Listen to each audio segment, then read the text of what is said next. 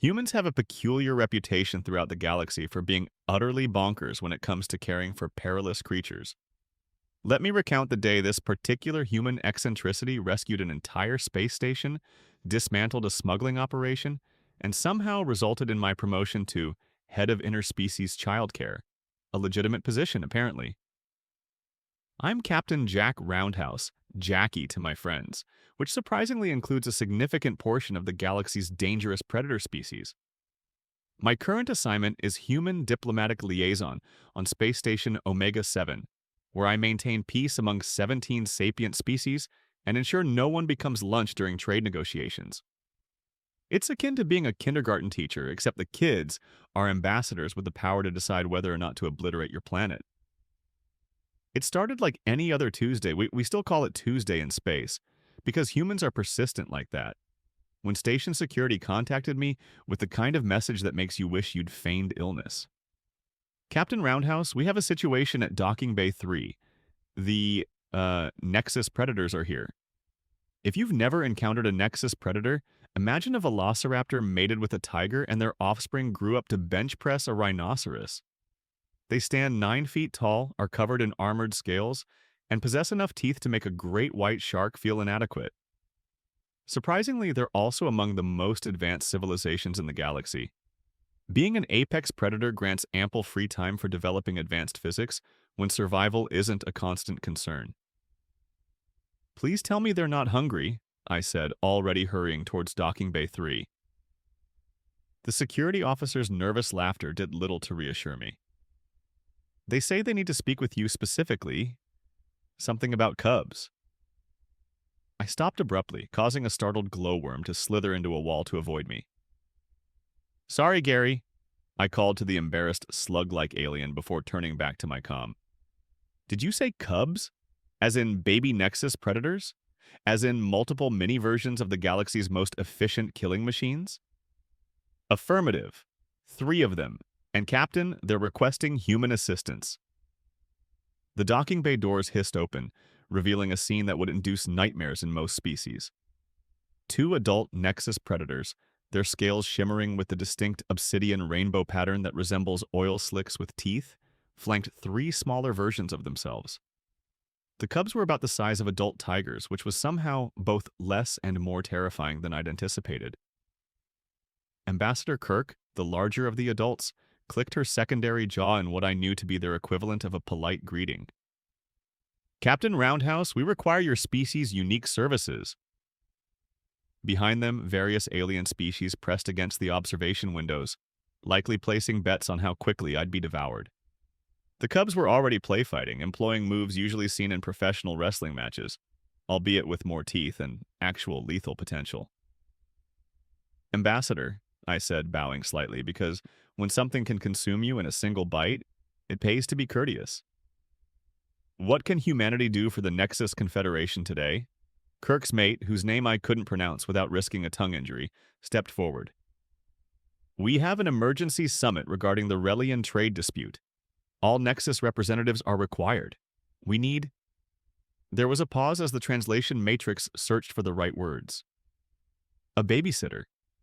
And that's how I discovered that even the most formidable predators in known space entrust their offspring to humans. Though, after what transpired next, I'm still unsure if that speaks more to their wisdom or our insanity. Probably both. You know that sensation when you realize the universe is mocking you? Not a chuckle, but a full-blown belly laugh? That perfectly encapsulates how I felt, standing there gazing at 3 hyperactive Nexus cubs while their parents explained why humans were their preferred species for emergency childcare.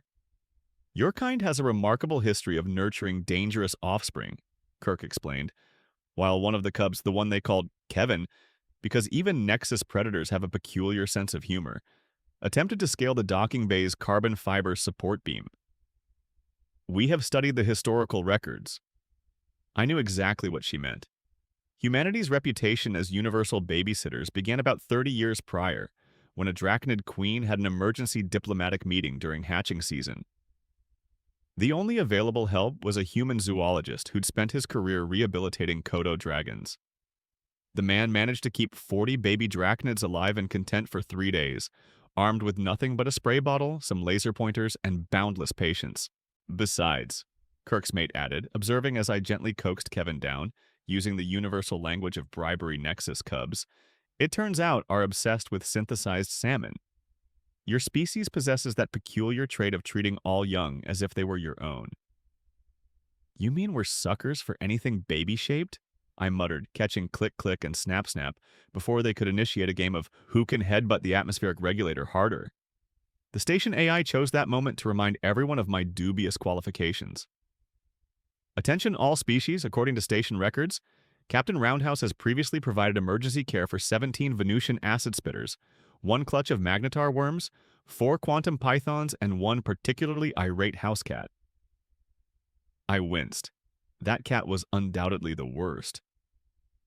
My comm buzzed as my assistant, Bob Safety Manual Thompson, finally responded to my emergency message.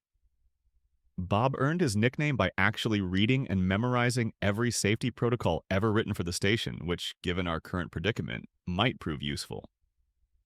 Jackie, Bob's voice carried that unique tone of someone already regretting getting out of bed. Please tell me we're not actually setting up an impromptu daycare for apex predator cubs. Okay, I won't tell you that. I'll merely mention we're having some special guests in Recreation Module 7, and you might want to bring all the reinforced titanium toys from the diplomatic gift vault. The assembled crowd of other species watched in fascinated horror as I commenced basic introductions. The cubs, for their part, seemed to regard me as some kind of intriguing new climbing frame. Kevin had already discovered how to use my shoulders as a launching pad for aerial assaults on his siblings. Captain! A horrified Globan ambassador oozed forward, their eye stalks trembling. Surely you're not seriously considering this? These are Nexus Predators. Their cubs can bite through battleship-grade armor. Actually, I said, scratching behind Kevin's earplates in precisely the spot that made his leg thump against the floor. They can only bite through civilian-grade armor at this age. They don't develop their full jaw strength until adolescence. The ensuing silence was broken only by the sound of several species quietly updating their threat assessment databases. Kirk made that clicking sound again, but this time I recognized it as their equivalent of approval. This is exactly why we trust humans. You don't just tolerate dangerous young, you study them, understand them, care for them. Even your information networks are full of humans rehabilitating what other species would consider monsters. We call those cute animal videos, I explained, while simultaneously preventing Snap from testing the structural integrity of a nearby maintenance droid. It's kind of our thing. The cub's parents spent the next 20 minutes providing me with emergency contact information, dietary restrictions, basically anything that moves, and behavioral guidelines. Try not to let them disassemble essential station infrastructure. Meanwhile, Bob arrived with enough reinforced toys to keep a battalion of predator cubs occupied. The summit should last no more than 6 hours, Kirk assured me, preparing to depart. They are already fed, so there should be no incidents. I nodded, already formulating containment strategies that wouldn't technically violate any station safety protocols. Don't worry, Ambassador, I once kept a teething magnetar worm entertained with nothing but a magnetic ball bearing and some string. We'll be fine. As the parents left and the cubs turned their full attention to exploring their new environment, and the humans foolish enough to volunteer as guardians, Bob leaned over and whispered, "You do remember that the magnetar worm incident ended with 3 destroyed gravity generators and a formal apology to the Galactic Council, right?" "Yeah," I sighed, watching as all 3 cubs began what appeared to be a coordinated attempt to test every safety feature in the recreation module simultaneously. "But this time, we're prepared. What's the worst that could happen?" The universe, ever eager to answer rhetorical questions in the most dramatic fashion possible, was already warming up its sense of irony. Let me tell you something about managing predator cubs. No matter how meticulously you plan, no matter how many safety protocols you adhere to, chaos will find a way. It's like Murphy's Law got together with Jurassic Park and had a baby, and that baby decided to become an event planner, specializing in disasters. Bob and I had transformed Recreation Module 7 into what we hoped was a predator-proof playpen. We'd requisitioned every piece of reinforced equipment available, established multiple redundant containment fields, and even installed a makeshift ball pit using decommissioned sensor spheres. The station AI had helpfully labeled this setup as Containment Zone Alpha in all official logs. Okay, Bob said, checking his datapad for the 73rd time. We've got emergency force field generators, backup power supplies, 3 different types of environmental controls, and enough enrichment activities to keep a whole pack of cubs busy. He paused, watching as Kevin systematically tested the structural integrity of every toy by trying to eat it. We're still going to die, aren't we? Probably not, I replied, tossing a reinforced play sphere that Snap Snap caught with the kind of precision that made me very glad these cubs considered us friends rather than food. Nexus cubs are actually quite intelligent. They're basically like velociraptors crossed with border collies. Scary smart, but trainable if you keep them engaged. Click Click chose that moment to demonstrate this intelligence by figuring out how to open the toy storage container we'd specifically designed to be cub-proof. The resulting avalanche of titanium chew toys sounded like a percussion orchestra having a seizure. See, I said, helping Click Click dig out from under the pile. Problem-solving skills. The first hour actually went surprisingly well. We established a few basic rules. No eating the environmental controls. No using humans as springboards. Kevin was particularly disappointed by this one. No attempting to help the maintenance droids evolve through combat. The cubs, much to everyone's surprise, seemed to grasp the concept of boundaries. They just chose to interpret them as interesting challenges rather than actual limits. You know, Bob mused, watching as all 3 cubs collaborated to build what appeared to be a siege engine out of play equipment. I'm starting to understand why their species achieved spaceflight so quickly. They've got that perfect combination of intelligence, curiosity, and complete disregard for personal safety. Sounds familiar, I replied, recognizing more than a few parallels with humanity's own path to the stars, though I don't think our ancestors could bite through titanium. That we know of. The real challenge came during what I'll call the Great Snack Crisis. Despite their parents' assurances about feeding, cubs apparently operate on the same principle as human teenagers. They're always hungry, especially when there's important equipment nearby that really shouldn't be chewed on. No, Kevin, I said for the 12th time, gently redirecting him away from a bundle of critical power conduits. Those are spicy, they'll give you indigestion. Here, try this instead. I handed him a reinforced puzzle toy filled with synthesized meat products. Kevin gave me what I swear was the universal young predator expression for, but the forbidden snack looks tastier, before accepting the substitute. The fact that a creature capable of biting through starship hull plating could be redirected with toys and treats still amazes me. That's when Click Click and Snap Snap decided to invent a new game I call Let's Give the Humans Heart Attacks by pretending to fall off high places, then catching ourselves at the last second. They were surprisingly good at it. They're testing us, Bob realized after his 3rd near-cardiac event. They're trying to figure out how we'll react to perceived danger. I nodded, watching as the cubs demonstrated acrobatic abilities that would make Olympic gymnasts question their life choices.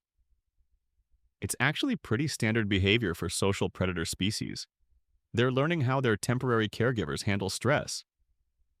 And how are we handling it? Well, you've only checked the safety protocols 42 times in the last hour, so I'd say we're doing better than expected. The cubs seem to approve of our relatively calm approach to their death-defying antics. They started including us in their games, simpler versions that wouldn't accidentally kill the squishy humans, and even began responding to basic commands, especially if those commands involve treats. You realize, Bob said as we watched all 3 cubs work together to solve a complex puzzle toy we designed to keep them occupied for hours.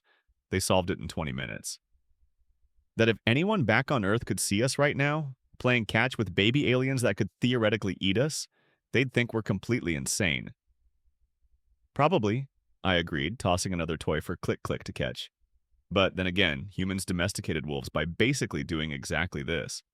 Looking at a dangerous predator and thinking, I bet that could be friend-shaped with enough patience and treats. That's when the station's lights flickered and everything went sideways. Literally in some cases as the artificial gravity hiccuped. Bob's eyes widened as his datapad erupted with alerts. Jackie, remember how you asked what the worst that could happen was? The emergency lights kicked in, bathing everything in a red glow that made the cubs look even more prehistoric than usual, and they were all staring at the now disabled containment field with the kind of interest that suggested they'd just discovered a new game. Let me guess, I sighed, already moving to intercept 3 very excited predator cubs. We're about to find out. There are certain moments in life when you realize that your career choices have led you down a very strange path. For me, that moment was crawling through a maintenance tunnel, armed with a bag of synthesized treats, following the trail of playfully destructive apex predator cubs while trying to avoid both station security and what appeared to be a very surprised group of smugglers. Bob, I whispered into my comm, please tell me you've got eyes on at least one of them. Better than that, he replied, monitoring the station's internal sensors from what remained of our command center. I've got a theory about what they're doing. Pull up the station schematic on your datapad. I did, and immediately saw what he meant. The cubs weren't running randomly. They were moving in a pattern that systematically covered every major cargo route through the station, like they were hunting something or someone.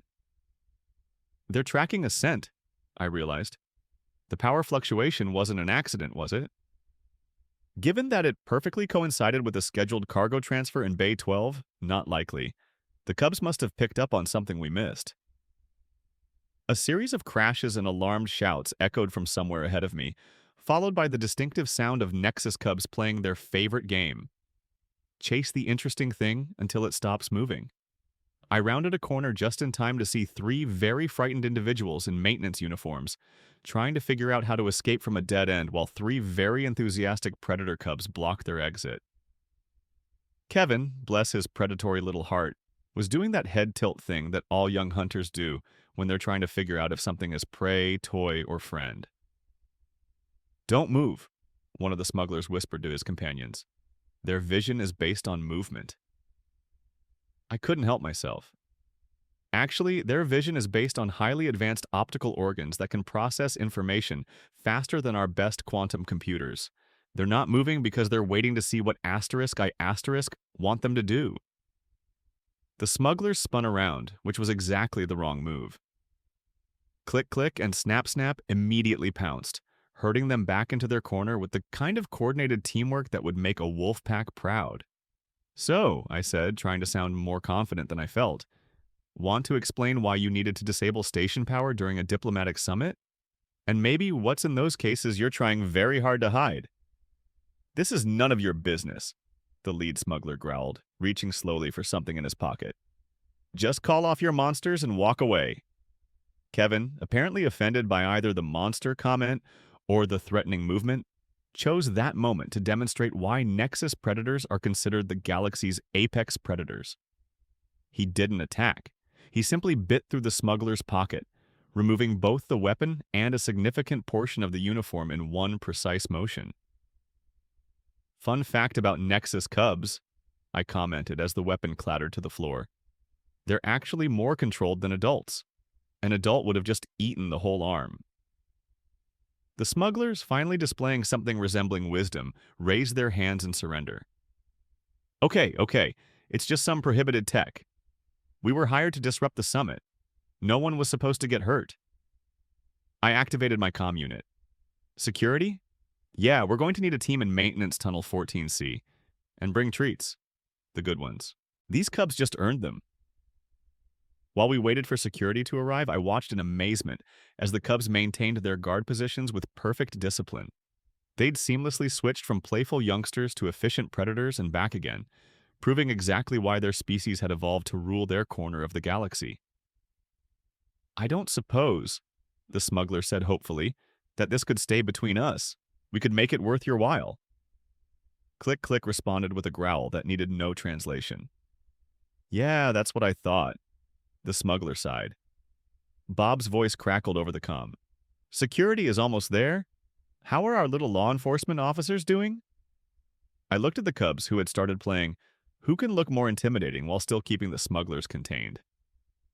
Let's just say they've earned themselves an extra long play date with the magnetic ball launcher when this is over. And that's how three Nexus Cubs, two humans with questionable career choices and one very detailed station safety manual, managed to uncover and stop a plot to disrupt interstellar diplomacy. Though explaining to the Cubs' parents how their children ended up joining Station Security's K9 unit, which was rapidly renamed the X9 unit for obvious reasons, was going to be an interesting conversation. At least we had video evidence of their excellent behavior, even if most of that video involved property damage. The thing about babysitting apex predator cubs that nobody tells you, mostly because nobody thought anyone would ever need to know, is that the hardest part isn't keeping them from eating important things. It's explaining to their parents why their precious offspring now want to be space cops. Kirk clicked her secondary jaw in what I really hoped was amusement. Our cubs not only escaped containment, but also apprehended criminal elements aboard the station. In our defense, I replied while Kevin demonstrated his new security training by methodically searching Bob for treats. They showed excellent judgment and restraint. No one was eaten, maimed, or even seriously frightened. I paused. Well, except for the smugglers. The security footage played on the briefing room's main screen, showing three Nexus Cubs performing a textbook containment maneuver that somehow looked both terrifying and adorable. Station Security Chief Martinez was practically vibrating with excitement. "Ambassador," she said, trying to maintain professional composure while watching Click demonstrate perfect herding technique, "I would very much like to discuss establishing an official exchange program between our security forces and your younger citizens." Kirk's mate made a sound that I'd learned meant deep consideration. "You wish to train our cubs as law enforcement using humans as handlers?" "Think of it as an internship," I suggested, "with lots of enrichment activities and occasional crime fighting." The cubs, sensing they were the topic of discussion, lined up in front of their parents and performed their best "We are very good and definitely deserve this display," which, given that they were covered in evidence of their earlier rampage through the station's maintenance tunnels, was surprisingly effective. "Besides," Bob added, finally managing to distract Kevin from his security sweep with a puzzle toy, "they showed remarkable discipline. Did you know they cataloged every maintenance violation they found during their chase? We've got 15 pages of safety infractions, complete with location markers." I couldn't be sure, but I think Kirk actually looked proud. "They get that from their mother's side," she said while her mate pretended to be offended.